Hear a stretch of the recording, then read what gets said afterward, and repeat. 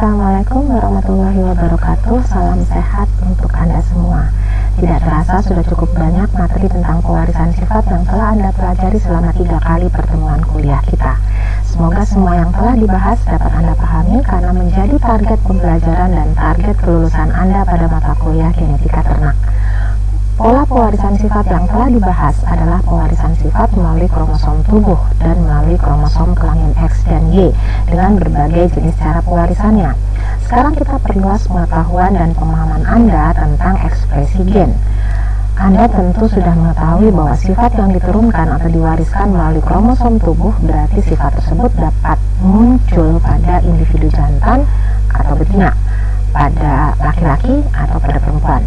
Berbeda dengan sifat yang diwariskan melalui kromosom kelamin.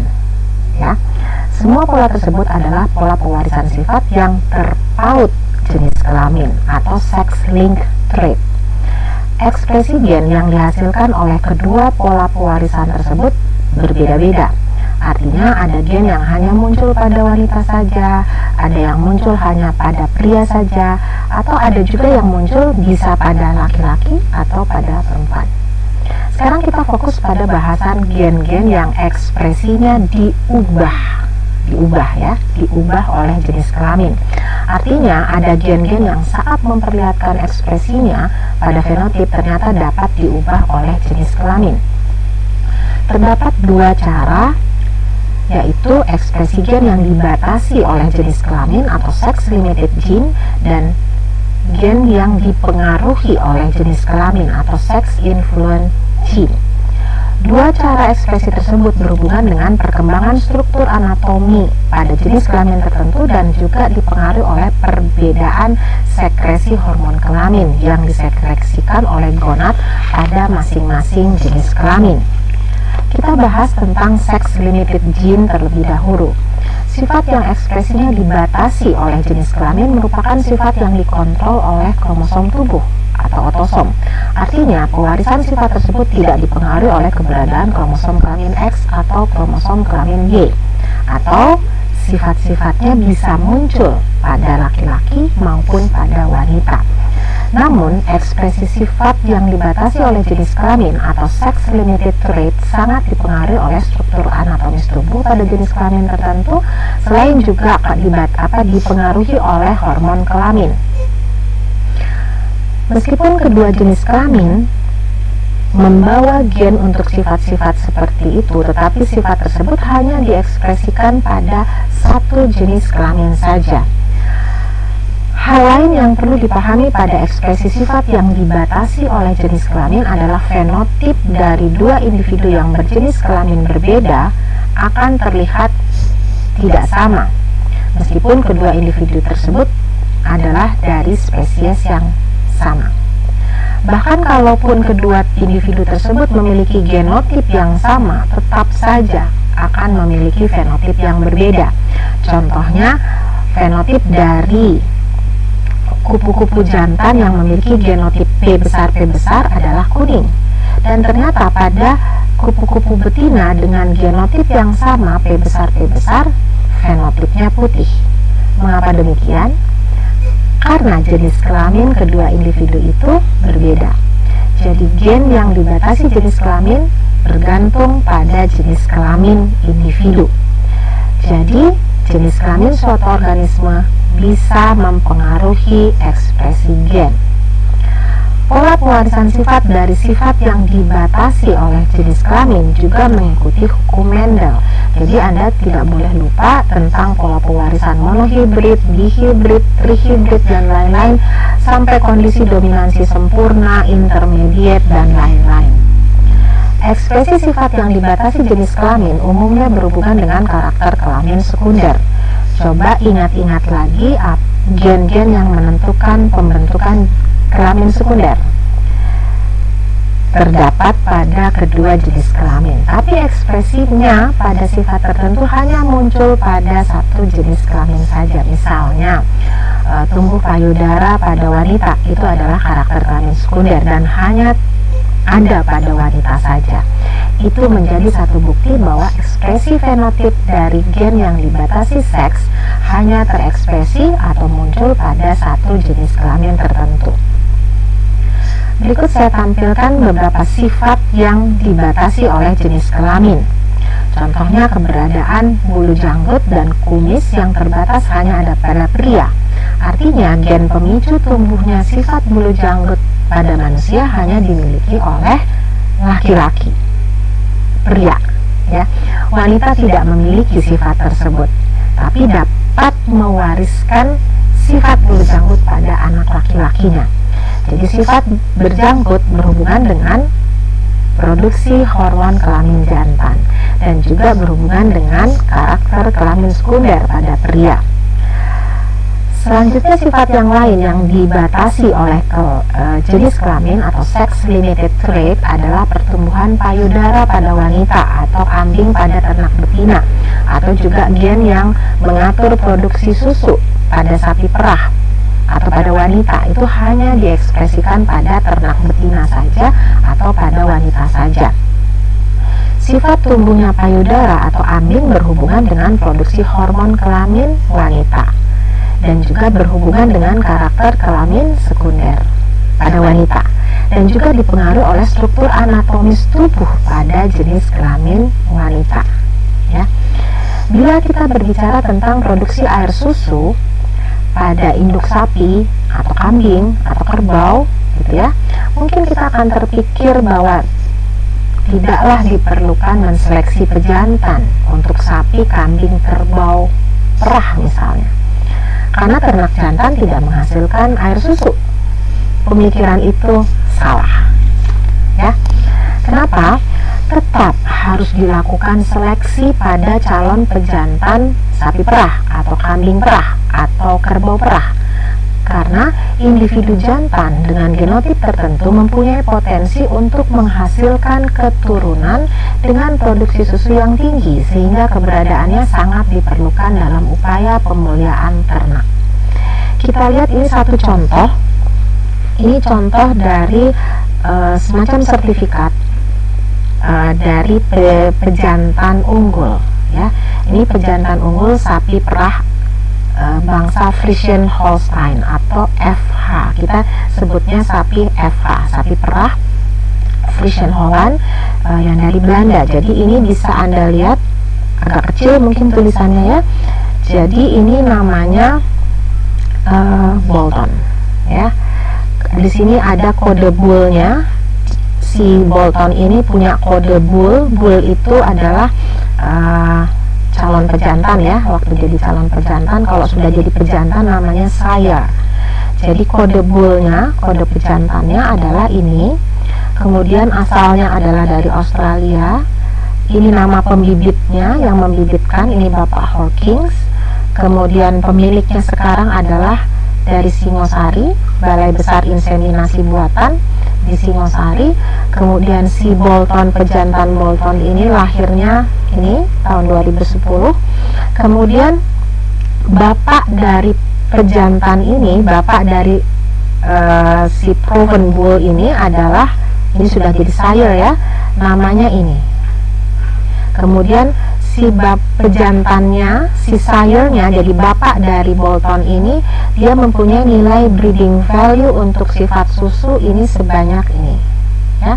Kemudian breeding value untuk sifat lemaknya seperti ini ya, dan lain-lain. Kemudian diketahui juga ini tadi bapaknya, ini kemampuan dari bapaknya, ini ibunya, ibu dari Bolton ini, ibunya ini ada namanya.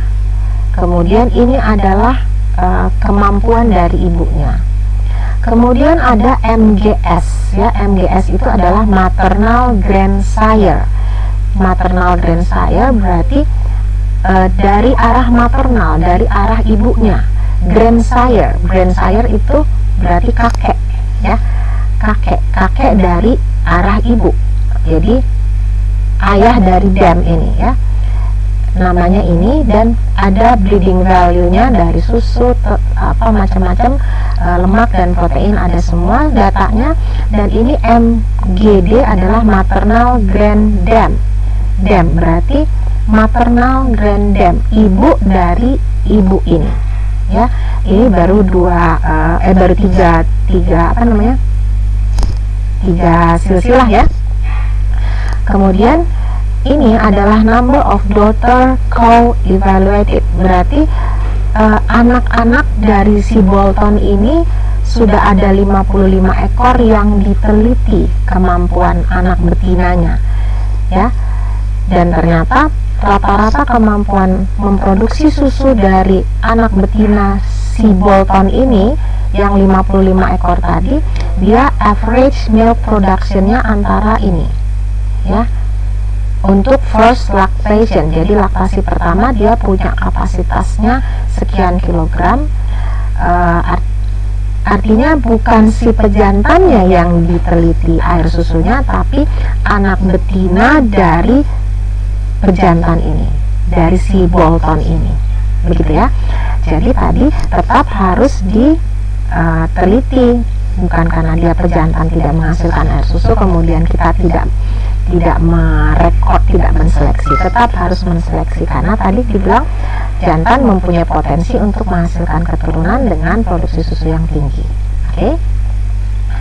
Baik, kita lanjutkan ke arah sex limited trait.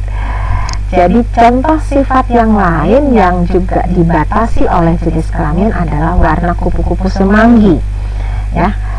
Warna kupu-kupu jantan selalu berwarna kuning, tapi kupu-kupu betina ada yang warna putih, ada yang warna kuning. Dan warna putih itu hanya diekspresikan pada kupu-kupu betina. Jadi, kalau ada kupu-kupu kuning di halaman rumah Anda sedang terbang, Anda bisa menduga jenis kelamin bahkan genotip dari kupu-kupu tersebut hanya dengan melihat ekspresi fenotip pada warna kupu-kupunya. Apa kira-kira jenis kelamin dari kupu-kupu kuning? Iya, kalau kuning berarti bisa jantan, bisa betina, ya. Tapi kalau yang berterbangan adalah kupu-kupu warna putih, berarti jenis kelaminnya sudah pasti betina, ya. Nah, sebagai patokan saya bantu Anda untuk mempelajari genotip dan fenotip dari sifat warna kupu-kupu semanggi yang merupakan ekspresi dari sifat yang dibatasi oleh jenis kelamin. Anda sudah tahu bahwa warna putih itu pada kupu-kupu semanggi itu bersifat dominan, dan kemungkinan kalau warna putih itu pada betina, ya. Kalau jantan itu pasti kuning, gitu ya. Jadi ingat, dalam kondisi dominan berarti hanya ada satu saja alel dominan sudah bisa memunculkan sifat warna putih, ya. Tapi pada betina saja warna putihnya. Kita lihat sekarang pada kondisi genotip heterozigot, pada posisi dominan, berarti hanya ada satu saja. Bagaimana fenotip dari jantan? Di sini pasti kuning, ya. Dan bagaimana betina? Satu saja alel dominan, dia akan berwarna putih. Ini satu alel dominan, ini patokannya, ya. Sekarang kalau kondisi heterozigot, kita lihat pada jantan di sini berwarna, tidak ada pilihan lain. Kalau jantan pasti kuning, pada betina dia putih, ya.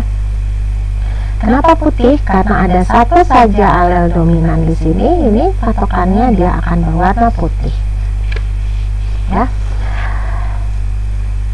Jadi ingat, alel dominan pembawa warna putih dan hanya berlaku pada jenis kelamin betina, pada kupu-kupu semanggi. Sedangkan pada kondisi genotip resesif, homozigot resesif, berarti tidak ada sama sekali alel dominan, maka bagaimana jantan dan betina? Tidak ada yang berwarna putih, semua kuning, ya. Oke, jadi coba perhatikan semua genotip, baik kondisi homozigot dominan, heterozigot maupun resesif, yang mungkin terjadi pada kupu-kupu jantan, dan pada kondisi genotip apapun pasti kuning, ya. Pada kupu-kupu jantan, pada genotip apapun pasti kuning. Sedangkan pada kupu-kupu betina baru muncul warna kuning pada saat genotipnya homozigot resesif. Bagaimana bisa dimengerti? Materi ini tidak bisa dihafal ya, pasti akan bingung dan terbalik-balik. Jadi berusaha untuk mengerti dan paham. Sifat berikutnya yang ekspresinya dibatasi oleh jenis kelamin adalah bentuk ekor pada ayam. Ayam betina ini memiliki bentuk ekor betina, sedangkan ayam jantan memiliki bentuk ekor yang khas jantan, dan dia bersamaan juga dengan bentuk ekor betina. Ayam jantan biasanya memiliki bulu ekor yang panjang, meruncing, dan agak melingkar. Ya, fenotip tersebut tidak dimiliki oleh ayam betina. Jadi, bulu ekor yang khas jantan bersifat resesif. Sifat lain yang juga ekspresinya dibatasi oleh jenis kelamin terdapat pada ayam adalah sifat bulu betina dan sifat bulu jantan pada ayam. Kita lihat di mana yang namanya sifat bulu betina itu tumbuh, atau apa yang disebut sifat bulu betina dan sifat bulu jantan, ya. Sifat bulu jantan yang bersifat resesif dan diturunkan melalui otosom hanya dimiliki oleh ayam jantan. Ini ayam jantan. Sifat bulu jantan terdapat pada leher dan bulu ekor, ya. Jadi sifat bulu jantan pada bulu leher dan bulu ekor. Bisa dilihat perbedaannya. Kita coba bedakan sifat bulu leher dan bulu ekor pada betina. Dan ternyata pada betina dia tidak memiliki sifat bulu jantan yang dua ini. Ya. Sifat bulu betina pada ayam jantan yang lain selain bulu di leher dan di ekor, ada bulu betina yang ada pada daerah badan. Sifat bulu betina pada ayam jantan diturunkan melalui otosom yang bersifat dominan, sehingga bisa ada pada kondisi genotip homozigot dominan atau heterozigot, ya. Jadi bulu betina itu bisa dua kondisinya. Berikut saya tampilkan ayam betina yang tidak memiliki bulu ekor khas jantan. Ekornya bukan, tidak ada bulu ekor jantan, tidak ada bulu leher khas jantan. Tapi ayam betina memiliki sifat bulu betina pada badannya yang sama dengan di ayam jantan, ya, dan juga diturunkan melalui otosom. Sifat bulu betina tersebut bisa ada pada kondisi homozigot dominan, heterozigot maupun homozigot resesif. Ya, jadi bisa dilihat ya, ayam jantan punya bulu jantan dan punya bulu betina. Ayam betina hanya punya bulu betina saja. Sekarang kita lihat pola pewarisan sifatnya. Sebenarnya mirip dengan pola pewarisan sifat pada warna kupu-kupu semanggi. Kita lihat sifat bulu betina itu bersifat dominan. Jadi bisa terdapat pada ayam betina maupun pada ayam jantan. Maka pada semua kemungkinan genotip H besar H besar, H besar H kecil, atau H kecil H kecil, pasti ayam betina akan memperlihatkan fenotip sifat bulu betina. Sedangkan pada ayam jantan, fenotip bulu betina baru muncul pada saat kondisi genotipnya homozigot resesif. Sekarang coba perhatikan dan pahami patokan genotip-fenotip dari bentuk bulu ayam pada bangsa ayam, ya.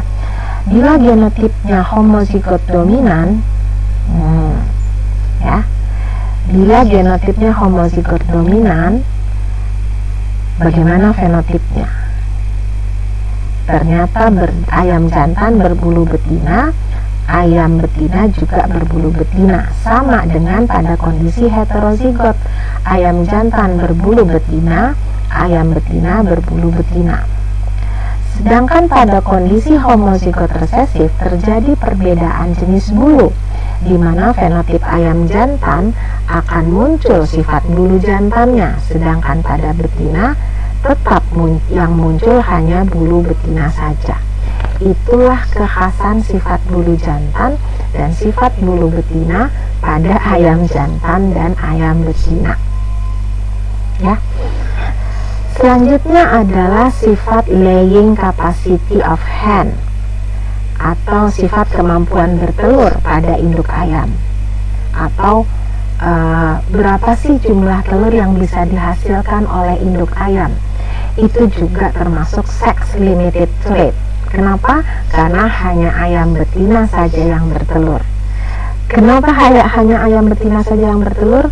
Itu berhubungan dengan organ kelamin, ya, organ reproduksi dari betina, strukturnya, dan hormon kelamin yang memicu keluarnya telur, ya. Jadi sifat bertelur adalah sifat yang diekspresikan hanya pada ayam betina saja, ya. Oke. Iya, struktur anatomisnya beda, hormon kelaminnya juga berbeda pada ayam jantan dan ayam betina, ya. Jadi ingat, laying capacity itu hanya ada pada hens, pada induk ayam, tidak pada cock atau ayam jantan, ya. Baik, akhirnya Anda telah pelajari materi dasar tentang ekspresi sifat yang dibatasi oleh jenis kelamin yang pola pewarisannya melalui kromosom tubuh. Jangan sampai tertukar, karena faktor kemiripannya sangat tinggi dengan ekspresi sifat yang dipengaruhi oleh jenis kelamin, di mana pola pewarisannya juga melalui kromosom tubuh, ya. Yang khas pada sex limited gene yang baru kita pelajari adalah pemunculan atau ekspresi sifatnya sangat dipengaruhi oleh struktur anatomis tubuh pada satu jenis kelamin, selain juga dipicu oleh kerja hormon kelamin. Nanti Anda pelajari apa perbedaannya yang sangat tipis dengan ekspresi sifat yang